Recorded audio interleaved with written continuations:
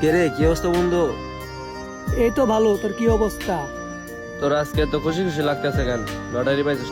আরে বেড়া, নড়াইতে তো বড় কিছু, আমার তো পাসবুক বেঁচে চলে আইছে। কয়েকদিন পরে তো বিদেশ চলে যাব। কে রে, বুঝলাম না, সিবাদ চলে কেন কেন? তুই তো বিদেশ চলে যাবি, তাই মনে হয় মন খারাপ করে চলে গেল। থাক তাহলে বন্ধু, আমি চলে যাই।